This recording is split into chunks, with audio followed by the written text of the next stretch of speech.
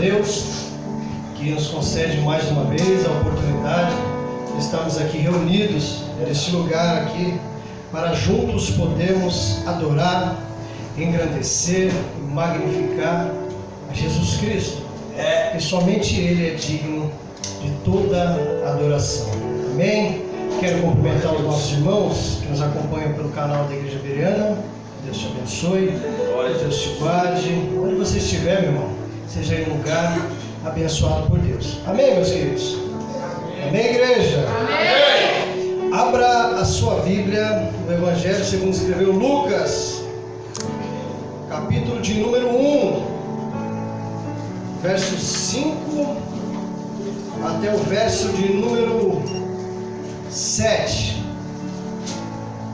Evangelho segundo escreveu Lucas, capítulo de número 1, versículo 5 até o 7. Amém? Eu estarei dando início à leitura. Está escrito assim: existiu no tempo de Herodes, rei da Judéia, um sacerdote chamado Zacarias, da ordem de Abias, e cuja mulher era das filhas de Arão, e o nome dela era Isabel. E eram ambos justos perante Deus, vivendo irrepreensivelmente em todos os mandamentos e preceitos do Senhor. E não tinham filhos, porque Isabel era estéril e ambos eram avançados em idade. Amém? Aleluia, glória a Deus. Senhor Deus e Pai Todo-Poderoso, eu te peço a Ti, Senhor, nessa noite, que o Senhor, meu Deus, possa falar conosco através da Tua poderosa palavra.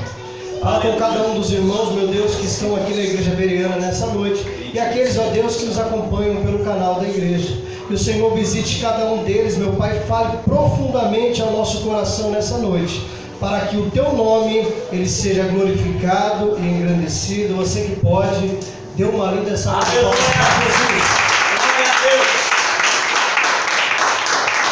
Bendito seja o Senhor. Graças a Deus. Eu vou falar aqui a respeito desse texto aqui. Quero antes fazer algumas considerações. São plausíveis para nós, que nós devemos entender e compreender alguns contextos da palavra de Deus para a nossa compreensão, para o nosso entendimento. A palavra do Senhor Jesus Cristo, a qual carrega aqui o nome de Evangelho, segundo escreveu Lucas, nós sabemos que ela foi endereçada aos gregos. Mas tanto o Evangelho de Lucas quanto Atos dos Apóstolos, nós temos o relato aqui que ele foi endereçado a um homem chamado Teófilo. Teófilo quer dizer amigo de Deus. O nome Teófilo quer dizer amigo de Deus. Lucas, ele, no versículo de número 3, aqui está escrito do Evangelho, está escrito: pareceu-me também a mim conveniente descrevê-los a ti, ó excelentíssimo Teófilo, por sua ordem, havendo-me já informado minuciosamente de tudo desde o princípio, para que conheças a certeza das coisas que já estás informado. Vou dar um pulo aqui rapidamente em Atos dos Apóstolos, capítulo de número 1, a qual Lucas também menciona o nome de Teófilo, falando que escreve para ele. Aleluia, Jesus, glória a Deus. Atos dos Apóstolos, capítulo de número 1, está escrito assim: fiz o primeiro tratado, ó Teófilo, acerca de tudo que Jesus começou, não só a fazer, mas a ensinar, até ao dia em que foi recebido em cima, depois de ter dado mandamentos pelo Espírito Santo aos apóstolos que escolheram. Então aqui nós temos duas referências bíblicas de que Lucas ele escreve tanto Atos dos Apóstolos, pastora Maria, quanto o Evangelho, que Evangelho quer dizer a boa nova, a boa notícia, endereçada a um homem chamado Teófilo. Aleluia, Jesus. Pouco se sabe acerca deste homem aqui. Se ele era um prosélito, alguém que havia um prosélito judaico, que havia ingressado na fé judaica, ou uma pessoa que não era religiosa. O que nós entendemos é que era uma pessoa de um grau, uma pessoa que Lucas se expressa dizendo para ele: ó excelentíssimo. Então era uma pessoa muito bem vista, era alguém perante a sociedade. E há quem diga ainda que era esse homem aqui que sustentava o ministério de Lucas. Glória a Deus. O texto aqui fala, quando nós vemos o anúncio do nascimento de João Batista. Quando fala existiu nos tempos de Herodes, rei da Judéia, é um período, queridos, porque quando fala-se sobre João Batista, é importante a gente entender que fala daquele que foi o precursor, aquele que antecede a vinda de Jesus. Depois do profeta Malaquias, que encerra-se o Antigo Testamento, do profeta Malaquias, que é profeta menor, fica-se 400 anos de silêncio. O povo ia no templo, o povo cultuava, o povo levava os animais para o sacrifício, fazia parte, irmã Yasmin, daquela liturgia, ia no culto, diaconisa Pedra. Mas só que Deus não levantava profetas. Deus não falava mais através dos profetas que anunciavam acerca dos pecados do povo, anunciavam acerca da vinda do Messias. Os profetas não eram mais levantados e não se via mais profetas. No período interbíblico, que é dos 400 anos de Malaquias até a vinda de João Batista. O profeta, irmãos, entenda uma coisa, ele nunca foi bem visto pela sociedade.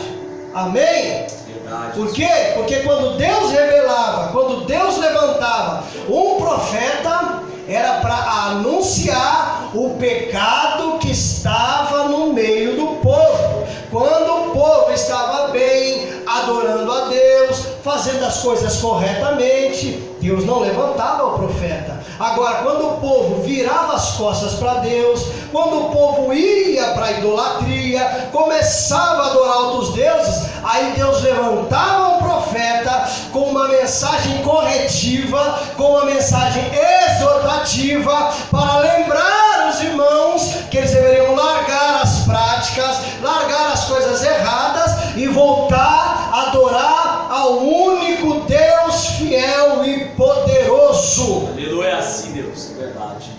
Profeta nunca foi visto como vemos nos dias de hoje, queridos. Os profetas não. Deus levantava um profeta quando tinha bagunça, para colocar as coisas em ordem.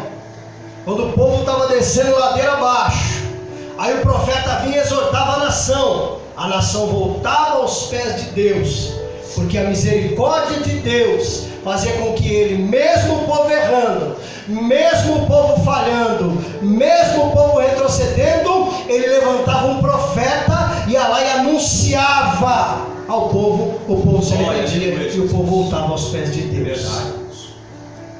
Lucas aqui, ele começa escrevendo que é nos tempos de Herodes, rei da Judéia, e nesse período existia o que? Um sacerdote. Esse sacerdote que a Bíblia declara aqui chama-se Zacarias, que é o pai de João Batista. Isabel, que era a mulher de João Batista. Os dois eram descendentes da tribo de Levi. Zacarias era sacerdote, entende-se através do livro de Levítico, que somente descendente da tribo de Levi poderia ser sacerdote. Amém?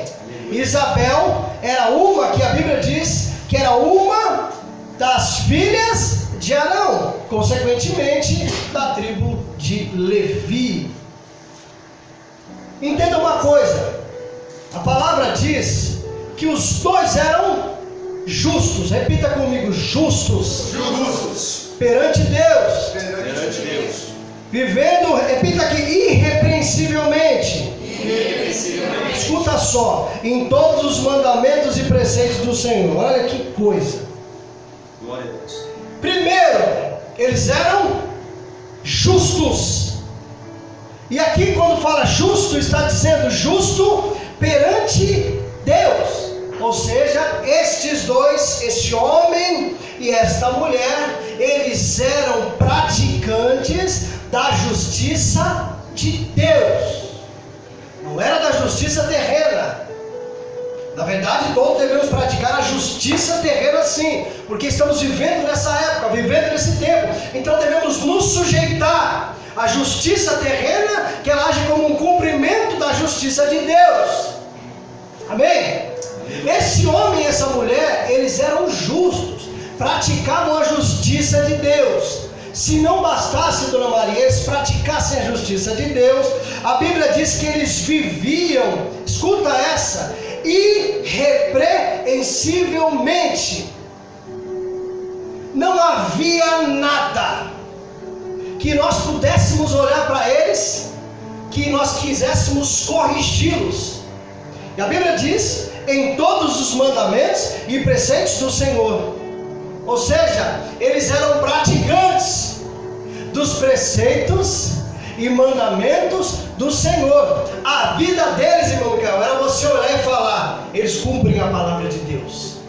Era você olhar e falar, eles são praticantes dos preceitos de Deus. Era você olhar e falar, olha lá como eles praticam os mandamentos de Deus ao pé da letra, na questão literária. Escuta essa, aguça o teu ouvido, olha que coisa. Além dos 613 mandamentos que estão estabelecidos, pastora Maria, no livro do Êxodo, no livro de Levíticos, no livro de Números e no livro de Deuteronômio, que são 613 mandamentos de Deus, através da lei mosaica. Depois da volta da Babilônia, através de Esdras, começa-se a implantar, a colocar, que na época de Jesus aqui, eram as leis chamadas leis farisaicas, eram muito mais leis do que já tinham. Então, segundo estudiosos, eram mais de 1000 leis que as pessoas eram obrigadas a praticar, a viver. E as pessoas não conseguiam. O próprio Jesus repreende, chamando os fariseus de hipócritas, porque vocês colocam fardos pesados nas costas deles, mas vocês não fazem com uma só mão. Ou seja, manda, mas não faz. Diz que é para fazer, mas só que não dá o exemplo que tem que fazer. Aleluia. Não vale de nada, irmão. Falar é muito fácil, falar, faz isso, faz isso, faz isso, faz isso, e eu propriamente não faço nada. Estes dois aqui, eles eram justos, irmãos. Olha, se tivesse um casal para olhar para ele e falar assim, olha, esses dois aí, meu irmão, são justos. Era Isabel e Zacarias. Zacarias, justo, irrepreensível, não tinha nada que pudesse olhar para ele e dizer, eu pego ele na lei, agora a gente pega eles dois. Não tinha. A Bíblia diz, testifica, que era irrepreensivelmente. E aí tem um detalhe, eles não tinham filhos. A Isabel era estéril, e os dois eram avançados em idade. Olha que coisa, justos, dignos, pessoas decentes, convertidos. Só que tinha um problema. Como que soa para um judeu? O judeu dá muito crédito ao quê? A descendência, porque se acredita que virá um Messias ou Messias. Então, quando um judeu tem um filho homem, há festa. Quando o judeu tem uma filha mulher, há choro, porque o Messias é masculino. Então, quando nasce um homem, há festa em casa.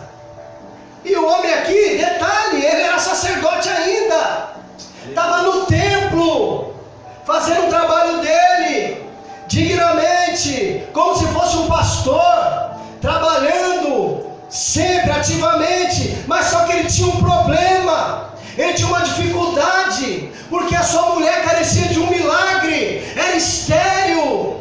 Aleluia. A pergunta é, então se nós somos cristãos, imitadores de Cristo, se nós confessamos o nome de Jesus Cristo, se nós somos fiéis nos dízimos e nas ofertas, se nós somos pessoas bondosas, amorosas, praticamos os atos de misericórdia, quer dizer que nós não vamos ter dificuldade? É isso? Porque é o que se prega.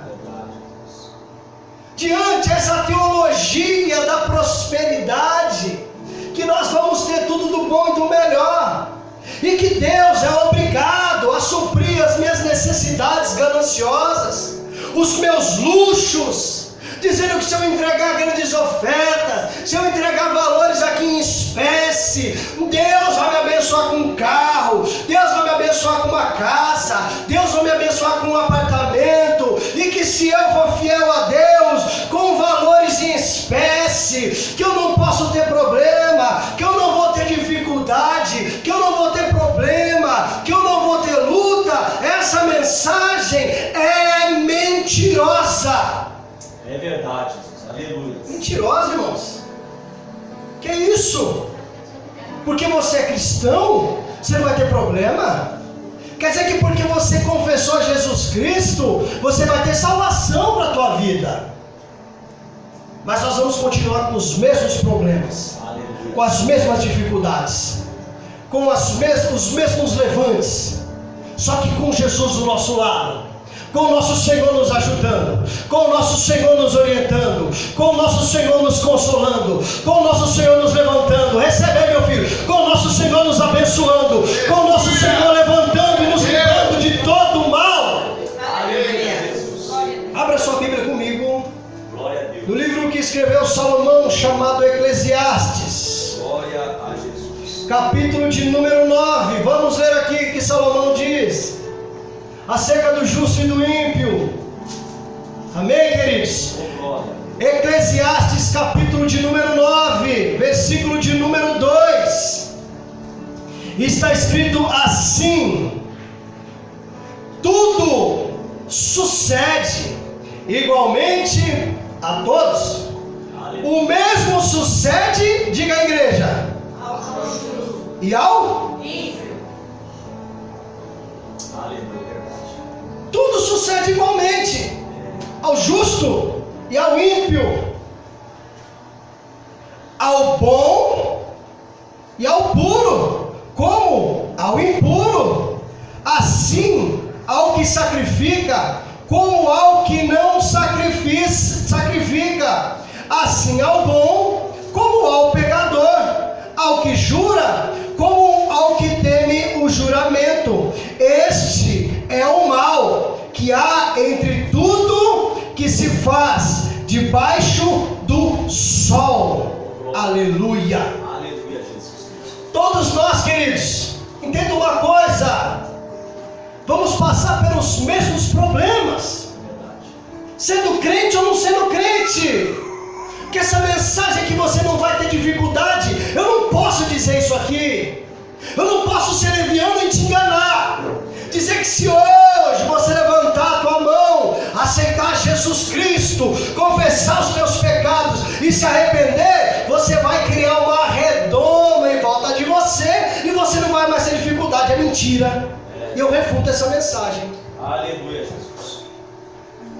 Quando Jesus Cristo, no sermão das bem-aventuranças, das beatitudes que nós estudamos um dia desse aqui, no capítulo 5, quando ele começa a expressar aos discípulos dizendo: bem-aventurados.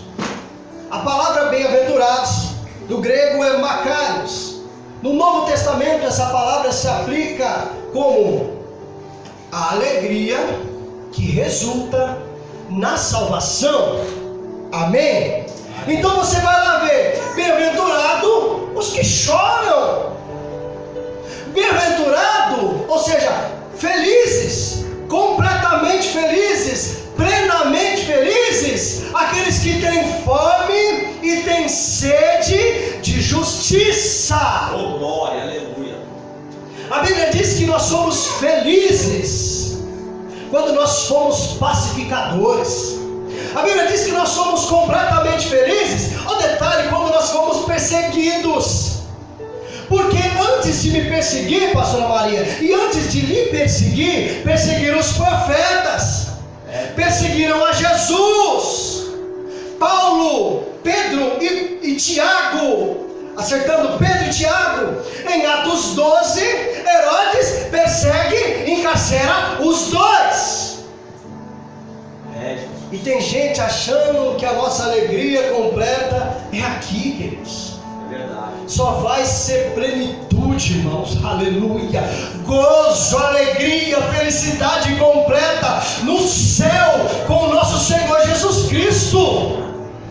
Paulo, quando ele se expressa aos irmãos de Tessalônica, a primeira epístola e a segunda epístola, Paulo diz que se alegra muito quando lembra dos irmãos, como eles têm crescido, como eles têm perseverado, irmã Michele, no que? Nas tribulações, nos momentos de adversidade, nos momentos de desconforto, nos momentos que as lutas vêm, nos momentos que os confrontos vêm, nos momentos que as adversidades vêm, que os levantes vêm. É assim mesmo. Todos nós vamos passar pelas mesmas coisas. Só um detalhe: uma coisa é ir para o mar sem Jesus. Outra coisa é ir para o mar com Jesus. Meu Deus, Uma coisa é ir para o deserto sozinho. Outra coisa é como está registrado em Mateus 4, como está escrito: e Jesus Cristo foi levado ao deserto pelo Espírito Santo. O que eu quero dizer com isso? É que nesse problema que você está passando aí, Jesus Cristo está com você. E que nessa dificuldade que você está passando aí, Jesus Cristo está com você. Nesse problema familiar que você está passando aí, Jesus Cristo está com você. Nessa afronta que você está passando aí, Jesus Cristo está com você. Eis que estarei convosco todos os dias, até a consumação dos séculos. Amém, aleluia. Aplauda o nome de Jesus, glória a Ele.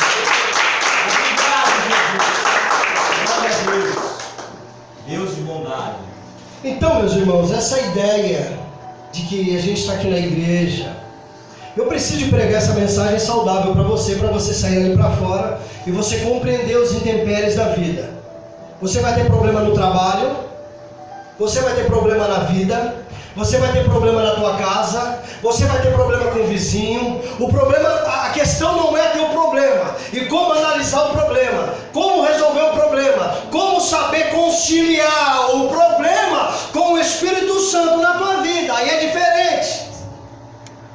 diferente.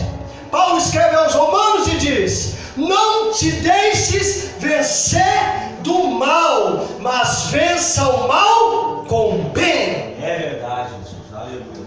Como que nós temos vencido os momentos de adversidade da vida? Olha aqui, ó. Os dois, Zacarias e Isabel, justos perante Deus, irrepreensíveis, mas tinha um problema de esterilidade na vida de Isabel. Mas um problema, a dificuldade, aleluia, não fez com que Zacarias não fosse ao templo. Não fez com que Zacarias voltasse, se acovardasse, se diminuísse perante aquela situação, meu Deus, dizer: eu não quero mais, eu vou me acovardar. Não, ele continuou indo para o templo, aleluia. Glória a Deus. O problema não pode te afastar do templo, irmão. O desemprego não pode te afastar do templo, meu irmão. As dificuldades não podem te afastar do templo, meu irmão. Quem sabe, aleluia, essa dificuldade que você está vivendo, este momento de crise que você está vivendo, é uma ótima oportunidade para Jesus Cristo operar um milagre na tua vida, operar um milagre na tua história, e o nome dele ser glorificado na tua vida. Eu gosto muito do texto de Filipenses 4, 11, 12 e 13. Eu gosto muito desse texto. Paulo está preso, mas a prisão não fez com que Paulo não levasse uma palavra aos irmãos de ânimo, animando os irmãos acerca das dificuldades, dos momentos da vida, o momento de cunho espiritual e o momento de cunho material. Paulo diz: Filipenses capítulo 4, verso 11. Eu não vos digo estas coisas, ou seja, eu não estou anunciando para vocês estas coisas porque estou na pobreza, porque o momento de Paulo era na pobreza. Então ele diz: eu não vos digo estas coisas por conta da pobreza. O estado de Paulo naquele momento era um momento de pobreza. Então ele diz aos irmãos: olha, eu não digo essas coisas a vocês por conta da pobreza. Ele continua dizendo: porque eu aprendi a viver contente em toda e qualquer situação. Aleluia! Como testemunhar acerca de uma cura se não passou pela cura? Como testemunhar um livramento se não passou pelo livramento? Como testemunhar uma porta aberta por Deus se não viveu a porta aberta? Como testemunhar uma libertação no lar se propriamente não vivemos isso na nossa vida? Paulo diz: eu aprendi a viver contente em toda e qualquer situação. Aleluia! Aleluia, Jesus. Ele continua dizendo: tanto sei ser humilhado, quanto sei ser honrado. Tem hora que a gente vai ser humilhado sim, queridos. E tem hora que a gente vai ser honrado. O problema é saber lidar com essas situações e saber conciliar isso à nossa vida. Ele diz: tanto sei ser humilhado, tanto sei ser honrado. Ele diz: em tudo e em todas as circunstâncias eu já tenho experiência. Experiência, querido, não aprende com a história do outro. A experiência não vive do testemunho do outro. A experiência não vive acerca do que os outros falam. A experiência é um período, é um momento que você vive e você adquire aquela experiência na tua vida. Ele diz: tanto sei ser humilhado, tanto sei ser honrado, em tudo e em todas as circunstâncias eu já tenho experiência. Pode vir problema, eu tenho experiência. Pode vir a solução, eu tenho a experiência. Pode vir a porta fechada, eu tenho a experiência. Pode vir a porta aberta, eu tenho a experiência. Pode vir a enfermidade, eu tenho a experiência.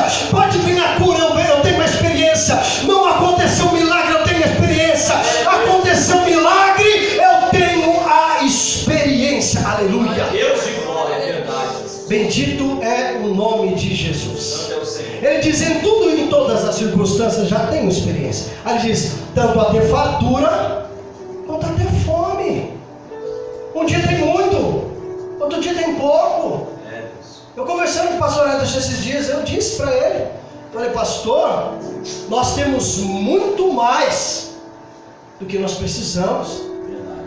Nós temos, irmãos, seja mentiroso com você, você tem muito mais do que você precisa. Nós temos muito mais do que nós precisamos.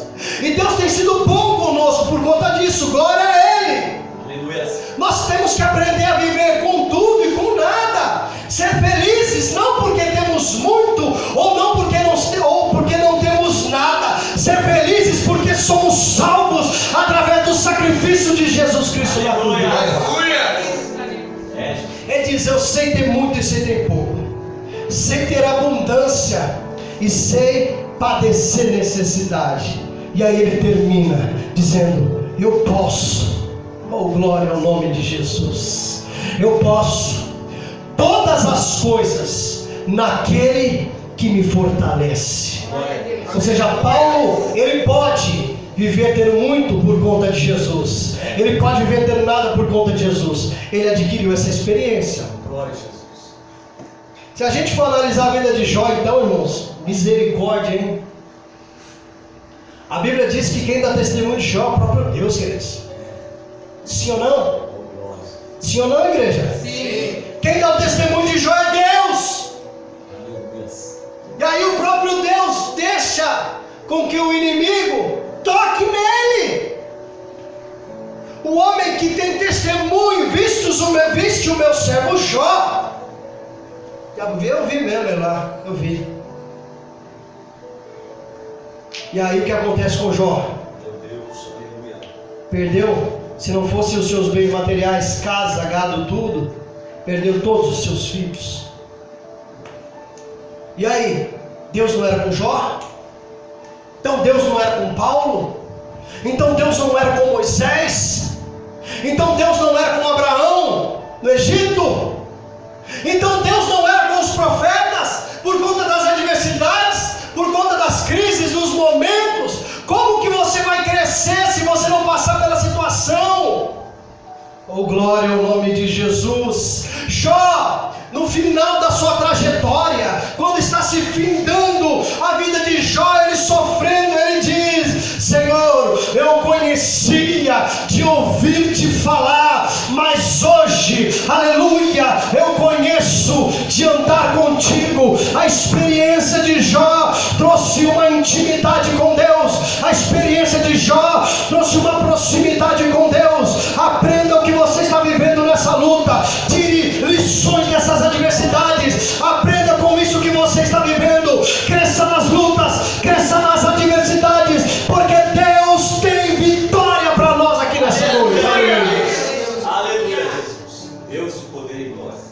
Sim, Jesus. Isabel e Zacarias eram um homem e uma mulher justos, irrepreensíveis nos mandamentos de Deus, mas só que eles tinham um problema na vida deles.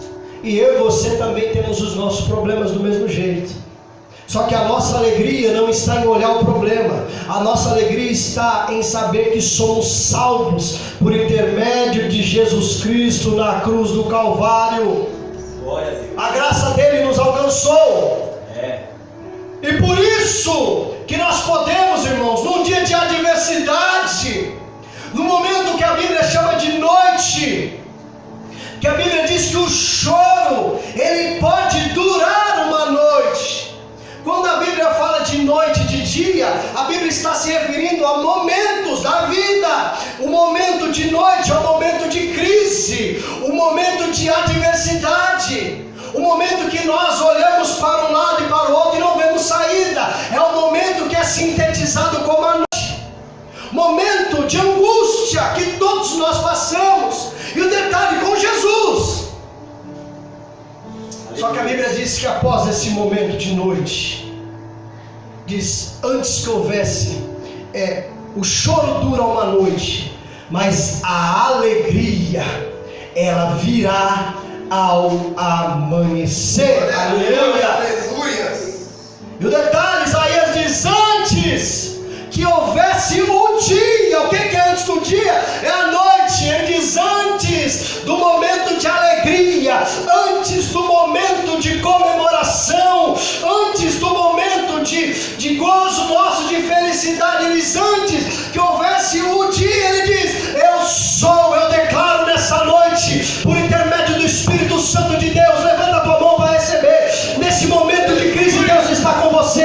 Nesse momento de choro, Deus está com você. Neste momento de adversidade, Deus está com você. Neste momento de luta, Deus está com você. Neste momento de afronta, Deus está com você. Neste momento de perseguição, Deus está com você.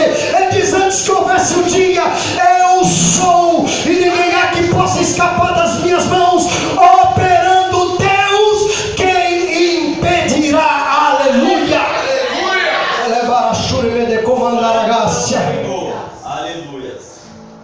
Então, meus irmãos, para a gente acabar aqui, saiba de uma coisa: leia a palavra de Deus. Você vai ver que os profetas foram perseguidos. Elias, irmãos, foi para a caverna. Está achando que a vida é fácil?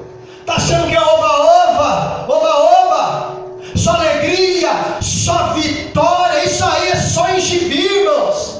Isso aí é só em filme. Na vida real, a gente sabe, no literal não é assim. No literal tem desemprego, tem doença, tem enfermidade. Mas só que com tudo isso, nós temos Jesus Cristo nos ajudando e nos livrando de todo o mal. Amém?